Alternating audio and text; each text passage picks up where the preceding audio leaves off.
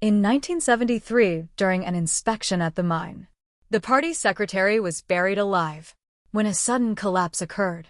My husband, Logan Miller, the company commander in charge of rescue operations, was supposed to lead the mission.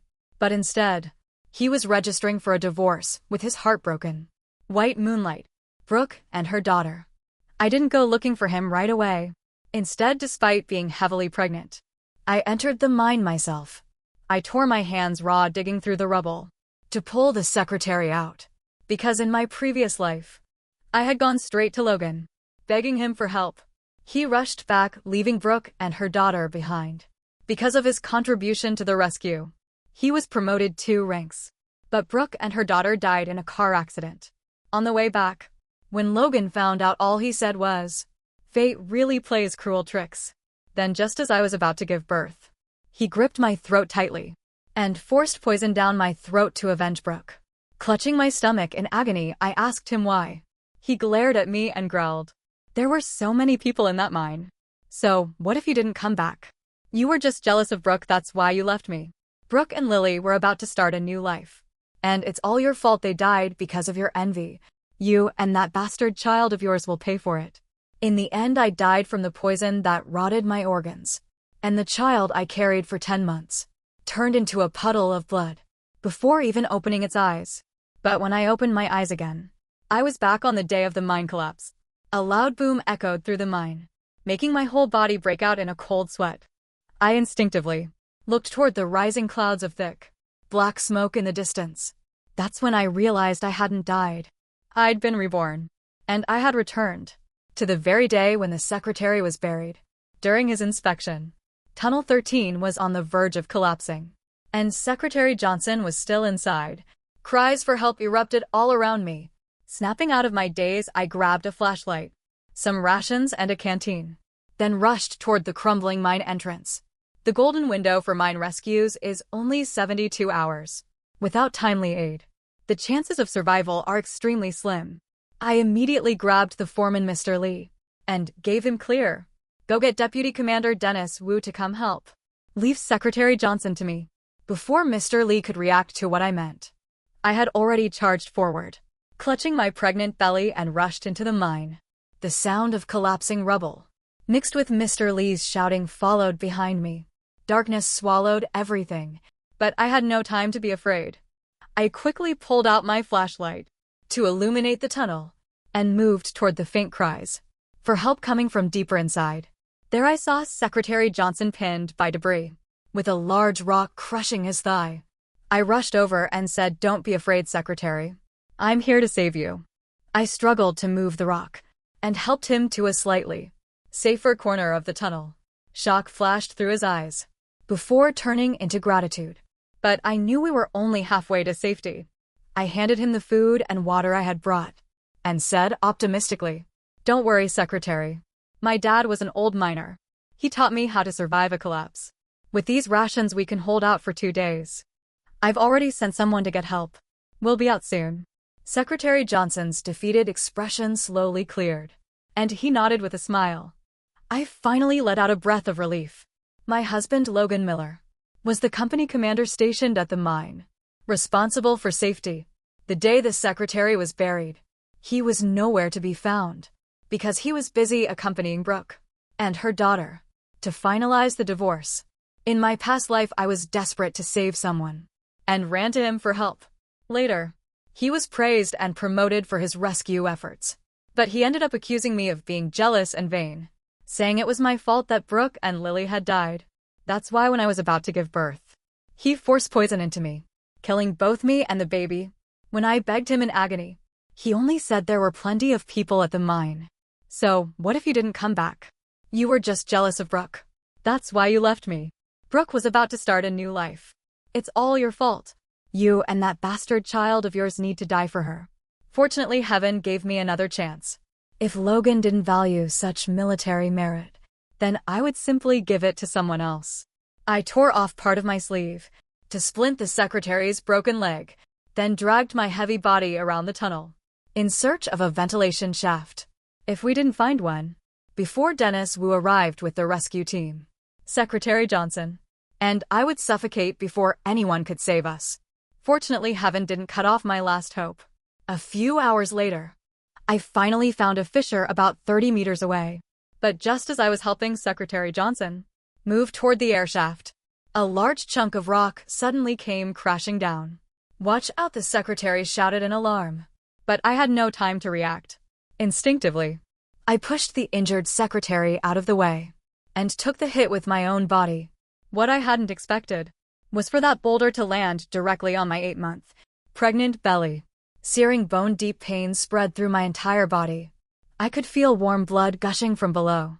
I knew the baby was leaving me again.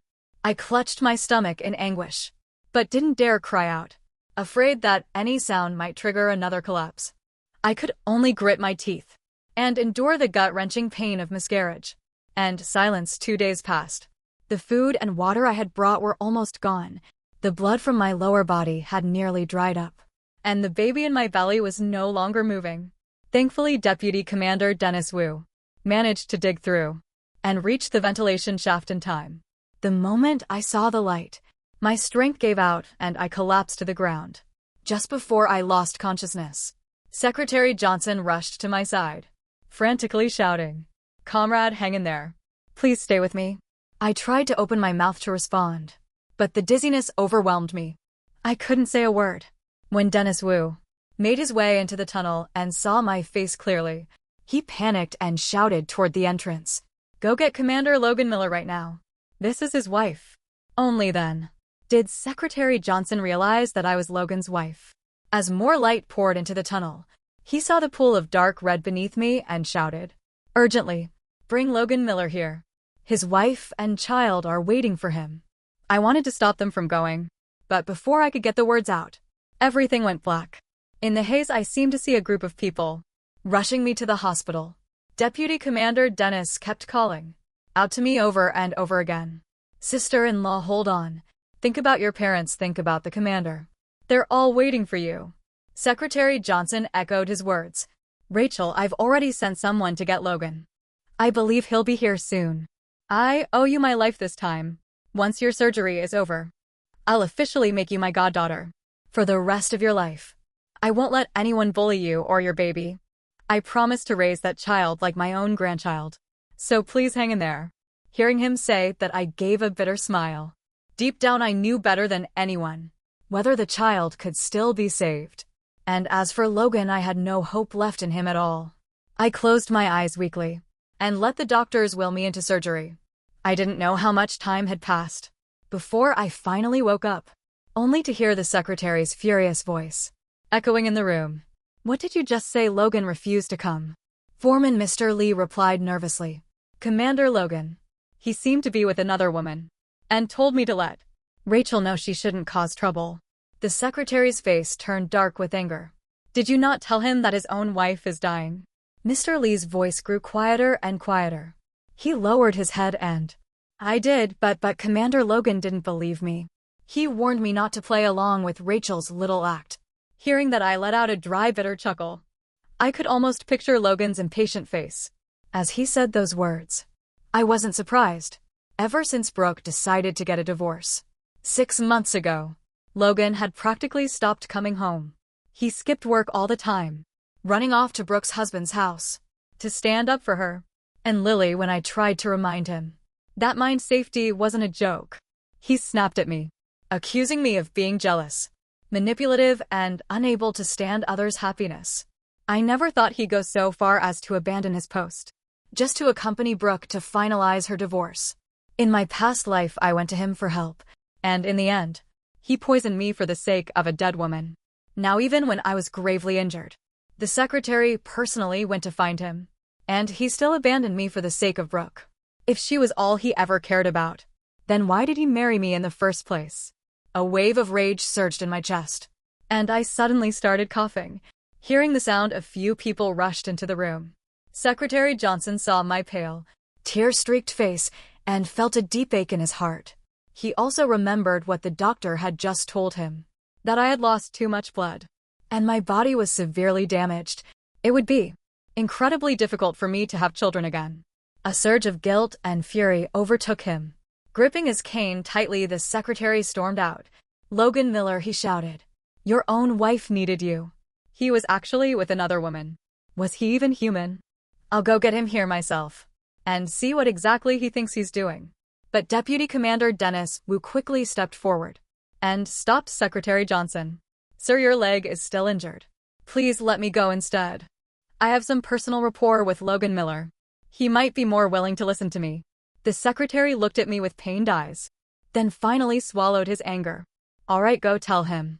If he doesn't come this time, I'll have him court-martialed." Secretary Johnson had already reached the limit of his patience. Logan was the one responsible for the mine's safety. In the first place, not only did he vanish during the rescue, but now even when summoned by his own people, he still wouldn't show up. The secretary wasn't just upset that I had no family by my side. He was furious at Logan's cold and negligent attitude. Although I was still in critical condition, my mind remained strangely clear. So when Dennis Wu returned, covered in dust with a group of people behind him, I forced myself to stay awake and look toward the door. But the person I saw wasn't Logan. It was someone else entirely. It was Brook's daughter from my previous life, Lily. Lily was Brook's 8-year-old daughter.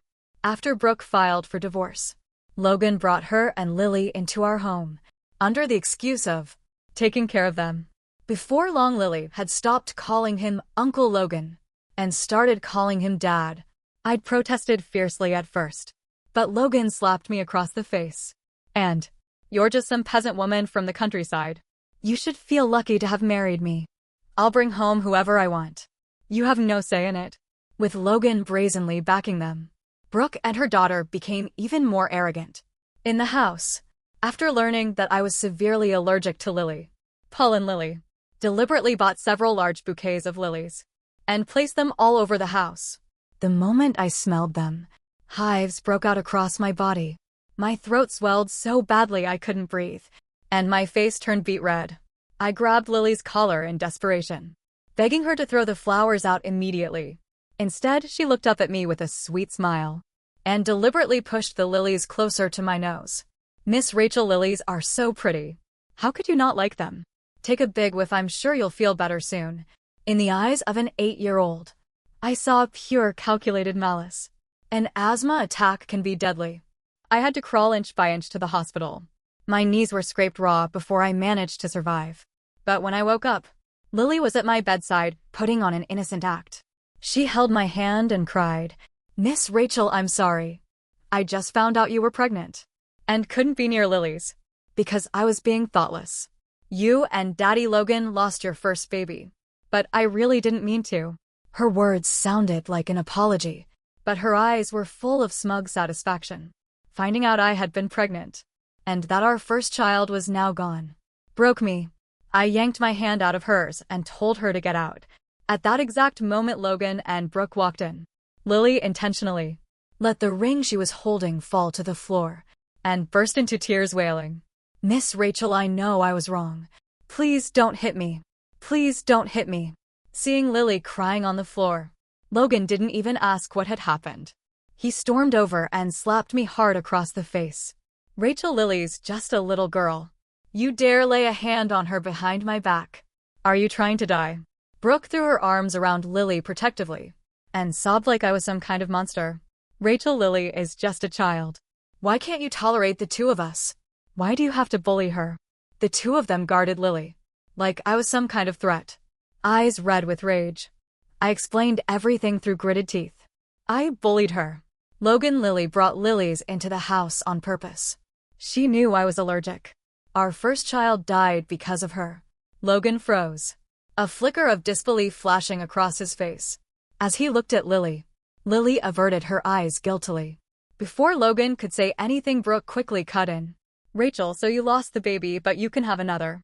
Can't you? Lily is only 8. What does she know? I get it, you don't like us, but you can't blame a child for your miscarriage. If this gets out, how will Lily ever show her face again?" Brook said, "At most we'll have Lily apologize to you, and then let's just put this whole thing behind us." Lily, sensing her cue, immediately turned around, pouted, and said to me in a soft, "I'm sorry, Miss Rachel. I really didn't mean it. Please forgive me, okay?" But just as she finished speaking, and where Logan couldn't see, she silently mouthed the word loser at me. A wave of humiliation and fury surged through me. My eyes burned red as I turned toward my husband, Logan wanting to say something, anything. But he cut me off with an impatient wave of his hand. "All right, that's enough," he said carelessly. Then he glanced at me and added, "The kid's gone. I'll just give you another. Don't make such a big deal out of it. Lily's only 8 years old. Why are you nitpicking with a child?" I stared at him in disbelief, unable to recognize the man standing in front of me. Ever since Brook had started the divorce process, he'd become someone I didn't know. It was our child who had died. How could he talk about it? Like it was nothing more than a broken toy. But in this life I finally understood the truth. The memories of my past life came flooding back, and I trembled with rage. The more bitter I felt, the more smug Lily became. She pouted, hugged a bouquet of lilies in her arms. Yes, lilies again. And walked up to my hospital bed, pretending to be innocent as she handed them to me. "Miss Rachel," she said sweetly, "Daddy Logan is with my mommy celebrating right now. Can't you just get over yourself and stop ruining their good time? I want a baby brother too, you know. Do you really think flirting with a few random men will make Daddy Logan jealous enough to come back to you? Don't kid yourself, you're just my mom's stand-in. The only reason Daddy married you was because you look a little like her." Then lifting her chin proudly, she, "Oh, do you like my pearl necklace? Pretty, right? Daddy Logan bought it for me. Mommy has one too.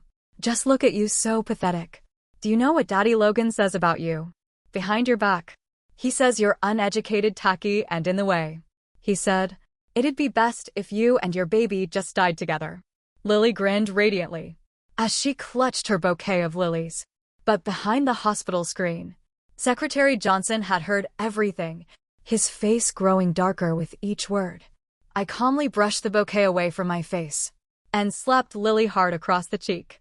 "Lily," I snapped, "if your parents never taught you basic decency, I don't mind teaching you myself."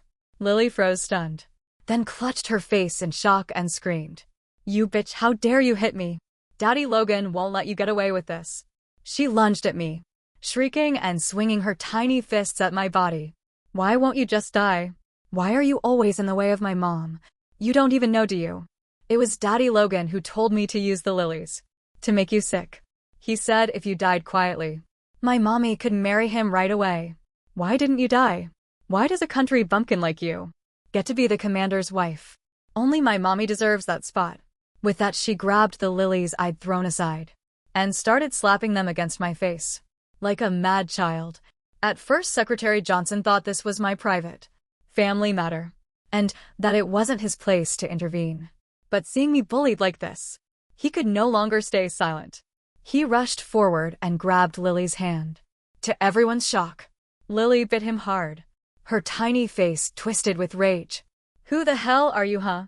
This is between me and the homewrecker. Stay out of it. I bet you're one of Miss Rachel's secret lovers. Aren't you? That's what Mommy said. She said Rachel sleeps around with tons of men. Shameless slut. My daddy is the company commander. If you dare lay a hand on me, you'll be dead meat." No one knew where an 8-year-old had learned such filth. But because Secretary Johnson had changed out of his blood-stained uniform and was wearing plain clothes, she didn't recognize him. So she cursed him without restraint. His face went completely dark. He had reached his limit. Without hesitation, he ordered Dennis Wu throw her out. Lily still looked like she was about to lash out again. But the moment Secretary Johnson spoke, she froze in place, stunned. "I'll draft the official order right now," the secretary said coldly. "Logan Miller is hereby dismissed from his position. Starting today, Dennis Wu will take over as the commanding officer at the mine. I want to see how Logan plans to keep bullying my goddaughter, now that he no longer has that rank to back him." Hearing him call me his goddaughter, my eyes welled with emotion. Ever since my father passed away, it had been a long time since anyone stood up for me. Lily was completely dumbfounded, stared wide-eyed and stammered, pointing at the secretary. "Who the hell do you think you are? How dare you strip my dad of his job? My dad is the commander. I'll beat you to death." Still flailing and screaming, Lily didn't get far. Dennis Wu grabbed both her and the flowers and threw them out of the room. Peace finally returned to the hospital ward. The doctor came in shortly afterward to check on me. My vitals were stabilizing. So, he gave me another injection to help preserve my life and reminded me to rest well. Secretary Johnson finally relaxed. He gently patted my shoulder and said, "My dear goddaughter, don't worry. Since I promised to protect you, I will. What you need to do now is focus on healing. Don't think about anything else. Still have other matters to deal with from today. But once you've rested, I'll come back and keep you company." I nodded obediently. In my past life, I'd heard that the mine collapse had caused at least 3 workers to go missing, and the follow-up efforts to comfort families and handle the aftermath were considerable. Logan's promotion hadn't even come until a month later. I reassured the secretary not to worry about me, then drifted off into a hazy sleep. When I woke up again, only Dennis Wu was still in the room. He told me that Secretary Johnson hadn't felt at ease and had personally assigned him to guard my hospital room. A warm feeling filled my chest. I had just opened my mouth to congratulate Dennis on his promotion when suddenly a shadow rushed in from outside. Before I could even get a clear look, Dennis was knocked to the ground by a sudden punch, and a sharp slap landed hard on the left side of my face. It was Logan. He stood there, seething with rage, glaring at both Dennis and me. "You fucking cheating bastards. So you really went running to the secretary to tattle on me, huh? Was it you two who reported me and got me fired? After everything I've done for you. You my brother and you my wife. You stabbed me in the back like this, sleeping together behind my back and stealing my job. I'll kill you both." My cheeks swelled up instantly from the slap. But Logan wasn't finished. He raised his hand again, ready to strike. But before he could, Dennis grabbed his wrist with a steely grip, his face dark with fury. "Watch your mouth, Logan," Dennis growled. He was shaking with rage at the accusation. But Logan, completely unhinged, seemed even more convinced he'd guessed the truth. "Oh, what?" Logan sneered. "Can't admit it. You're my wife, Rachel. And you're alone in a room with another man. What are people supposed to think?" Looking at the deranged man in front of me, I spoke calmly. "Sorry, Logan, I'm not your wife anymore." I wiped away my tears and pulled out the divorce papers I had just had someone deliver. Honestly, I had been thinking about filing ever since the last Lily incident. I had the papers drawn up and ready. But then Logan got drunk one night, and he forced himself on me. I found out afterward that I was pregnant with our second child. And that was the only reason I stayed. I didn't want to become gossip, fodder for the whole town. And more than that, I didn't want our child to grow up without a father. So I chose to endure it, hoping that maybe, just maybe, he would change when the baby came. But now the baby was gone. And so was the last shred of love I had for him. It wasn't like I hadn't noticed Logan's feelings for Brook. Even before we got married, I had heard whispers about his so-called white moonlight, the woman he could never have. But back then, I was just an ordinary girl working at the mine. When I first saw Logan, tall, dignified, full of responsibility, I couldn't help falling for him. And when there was a collapse at the mine, he had rescued me, like a hero descending from the heavens. That was when I fell completely. I was determined to love him with all I had, even if I had to swallow my pride, and put up with his special treatment of Brook and her daughter. All I ever wanted was for him to care about me. Just a little. But in the end, everything I gave was for nothing. So this time I chose to let go. If I had only ever been a stand-in for someone else, in his eyes, then it was better for both of us to walk our separate paths. Logan, who had been full of arrogance just moments before, froze in place the second he saw the divorce papers I had already signed. His eyes reddened, locked on my calm and emotionless face. Just as I was wondering what he was thinking, Brook came running over with Lily in her arms, both of them tear-streaked and looking pitiful. Mother and daughter looked nearly identical, fair skin tinged with a rosy glow, delicate features, and those same charming peach blossom eyes, filled with tears. Even crying, they looked like fragile spring blossoms. "Daddy," Logan, Lily sobbed. "Miss Rachel hit me again. My face really hurts." Wu, seeing Lily cry and tremble like that, Logan's eyes filled with distress. He hurriedly pulled her into his arms. "Brook, why did you bring Lily here? Didn't I tell you I'd take care of everything?" Brook's eyes were red and swollen with tears. Logan, I brought Lily here to apologize to your wife. But then we heard her saying she wanted a divorce. This is all my fault. I made her misunderstand. It's Lily's immaturity that upset her and pushed her to report you. Don't worry, Logan, she choked out, tears falling like broken pearls. I'll take Lily and leave right now. Her delicate, tearful appearance was enough to melt anyone's heart. Logan, flustered and unsure what to do, gently wiped her tears and coaxed her. Don't say nonsense like that. You and Lily will always be the most important people to me. Rachel only wants a divorce because she's been fooling around with other men. I knew it. How could a woman from the countryside be willing to leave a man like me? Unless she already had someone lined up. She probably thinks that silly report will bring me down. But once I explain things to the secretary, I'll be reinstated in no time. She'll be the one regretting miss. Let's go, Brook. Logan, try running your mouth one more time.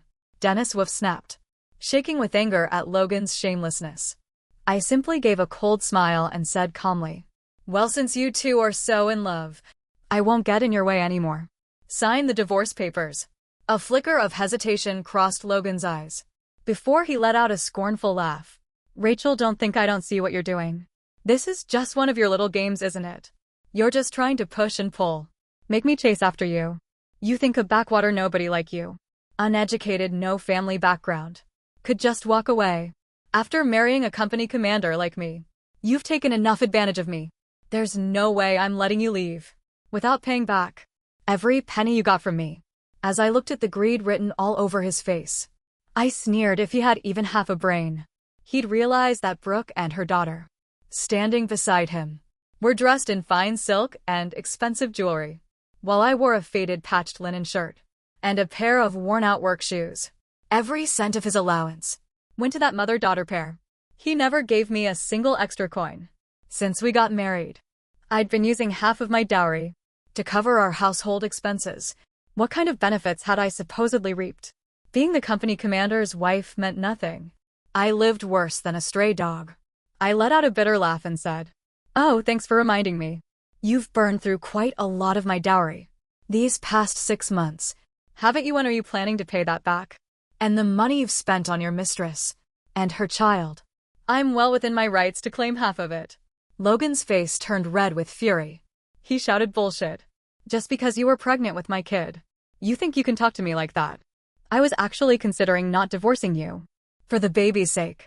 But now, after hearing all your lies, you better apologize to Brook and Lily right now. Otherwise, take your bastard child and get the hell out of my house. Don't even dream of taking a penny with you. I didn't care that he was trying to insult me with money. But the moment he mentioned the child, my whole body started trembling with rage. I pointed at him and screamed, don't you dare talk to me about that child. Do you even know why I lost the baby?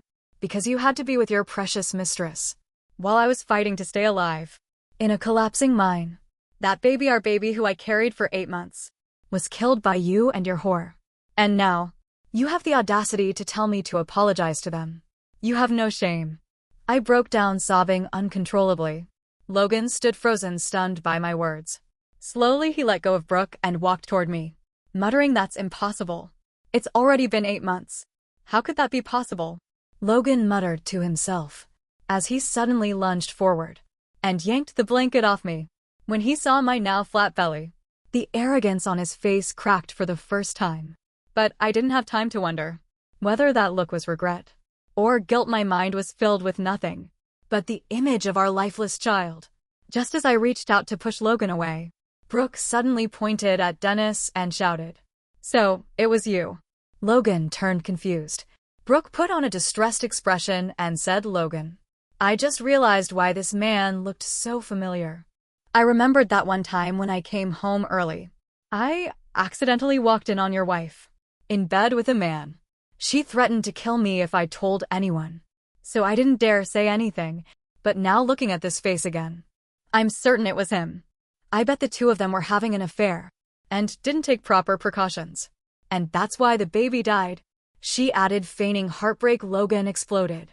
His eyes darted back and forth between me and Dennis before he burst out. So, that's it, I knew it. I thought it was strange how fast you got pregnant. Again, turns out it was never even mine. You cheated on me, got knocked up by some other guy, and then had the audacity to blame me for the miscarriage. Disgusting. As he kept flinging accusation after accusation at me, I suddenly let out a cold laugh. I couldn't understand how far he was willing to go to lie to himself. Bookmark go back. Logan, I got pregnant the second time because you were drunk and forced yourself on me, I said calmly. And as for why I lost the baby, I looked up at him, my eyes cold. It's because you abandoned your post and chose to be with Brook while the secretary was trapped. I was the one who went into the collapsed mine and pulled him out. That's when the accident happened, and the baby didn't make it. My expression was calm, but my nails had already dug into my palms from the pain. Our child died because of you. You don't deserve to be a father. But Logan didn't believe a word of it. His eyes flared with madness, and in the next instant, he pulled a gun and pressed it against my forehead. Dennis reacted instantly, drawing his weapon and aiming it directly at Logan. Logan, what the hell are you doing? Logan sneered. You ruined my career and made me a laughingstock. And now you dare ask me what I'm doing? I'm sending you both to hell. Let's see if you still have the guts to slander me. In front of the secretary, he removed the safety and looked like he was about to pull the trigger. Dennis shouted in alarm, and then a steady commanding voice rang out. Logan, don't you dare. The gunshot came before the last word had even faded. One of the guards, standing beside Secretary Johnson, had fired, hitting Logan in the arm. He cried out in pain, dropped the gun, and Dennis immediately seized it from him. Secretary Johnson stepped forward, his face more serious than I had ever seen. His icy stare locked onto Logan, like a predator eyeing prey. Logan was visibly shaken. He dropped to his knees, trembling, too scared to speak. Logan Miller, the secretary, began coldly. As the commanding officer stationed at this mine, you had one job: to protect the lives of everyone here. But instead you abandoned your post to help another woman get a divorce. If Rachel hadn't been there to protect me, at the cost of her own safety, I would have died in that tunnel. I owe her my life. That's why I made her my goddaughter. I knew she was devastated over losing the baby, so I asked Dennis to stay and take care of her. And what did you do? You ignored your injured wife, spread lies, raised your hand against her, and pulled a gun on her. Our unit doesn't need someone who can't tell right from wrong. We don't need a disgrace who abandons his duty. Get out of my sight. Take your mistress and her obnoxious child, and get the hell out. His voice thundered through the room, leaving no room for argument. Logan was stunned silent by the secretary's presence, and didn't know how to respond. But the consequences were clear.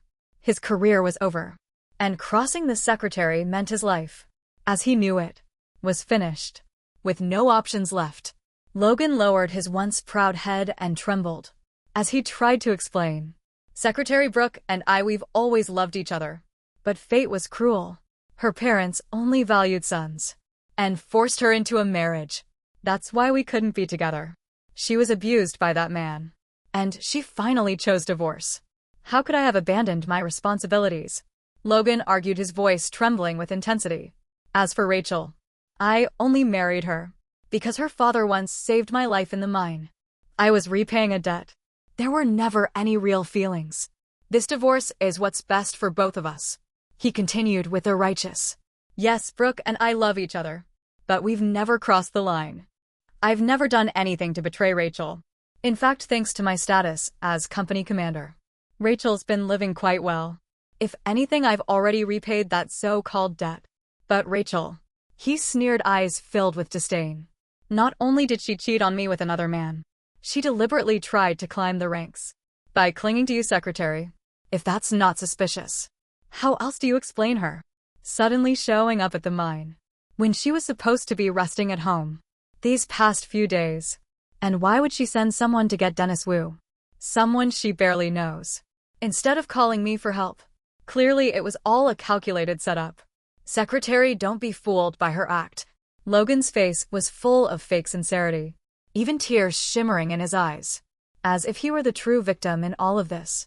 Before I could even open my mouth to explain that it was all a coincidence, Dennis Wu stepped forward and punched Logan square in the jaw.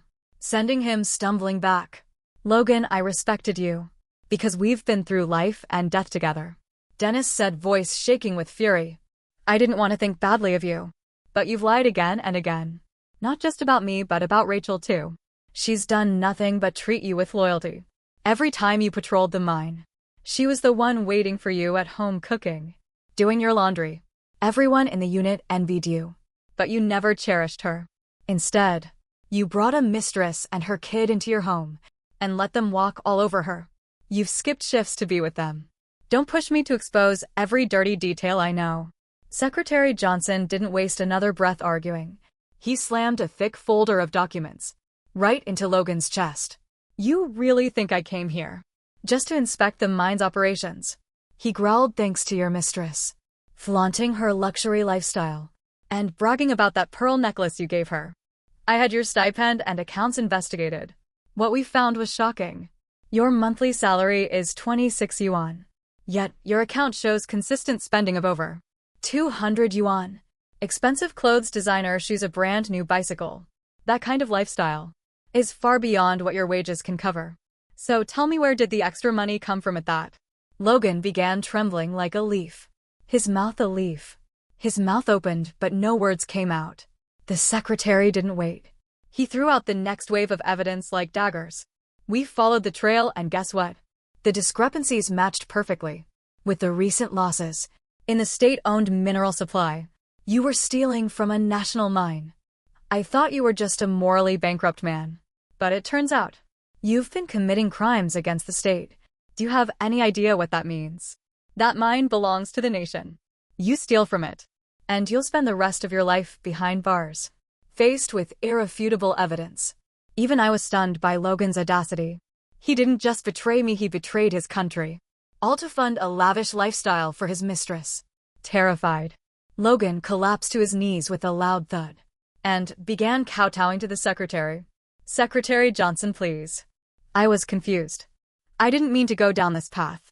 Then he violently shoved the blame onto Brook and Lily, pointing at them with hatred in his eyes. It's their fault, these two bitches. Ever since they found out I became a company commander, they kept seducing me and begging me for money. I gave in to the pressure. I was desperate. It was just a mistake. I'll get the money back right now. Please look at how many years I've served. Please have mercy. Brook was caught completely off guard by the betrayal. She clutched the pearl necklace around her neck and screamed, Logan, you lying piece of shit. What does this have to do with us? You gave me all these things willingly, and now you want them back. Dream on, but Logan didn't care.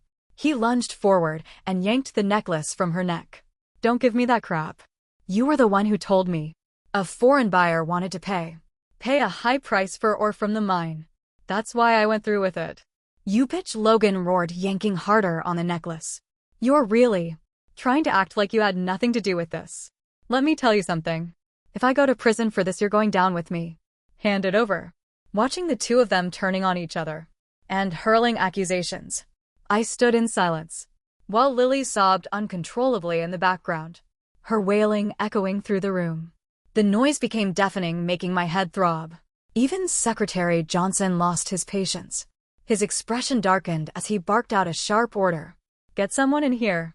I want every transaction, every connection between Logan Miller and Brook investigated immediately. All of it gets turned over to the military court. Punish them to the fullest extent of the law. Dennis didn't hesitate. He ordered his men to drag Logan and Brook away, like dogs bruised, begging and whimpering, as they disappeared down the hallway. Watching them finally disappear from my life, I let out a long, shaky breath. For the first time in what felt like forever, I could breathe again. Lily, still crying, chased after them. Just before she turned the corner, she looked back at me with hatred in her eyes. But I didn't care. Later, the military court convicted both Logan and Brook of treason and smuggling. They were sentenced to death. Without them to shield her, Lily had no one left. She tried to return to her biological father, but he had never wanted a daughter in the first place. He threw her out without a second thought. That winter was bitterly cold. Starving and abandoned, Lily died alone on the street. As for me, when that long, harsh winter finally passed, I welcomed a brand new spring.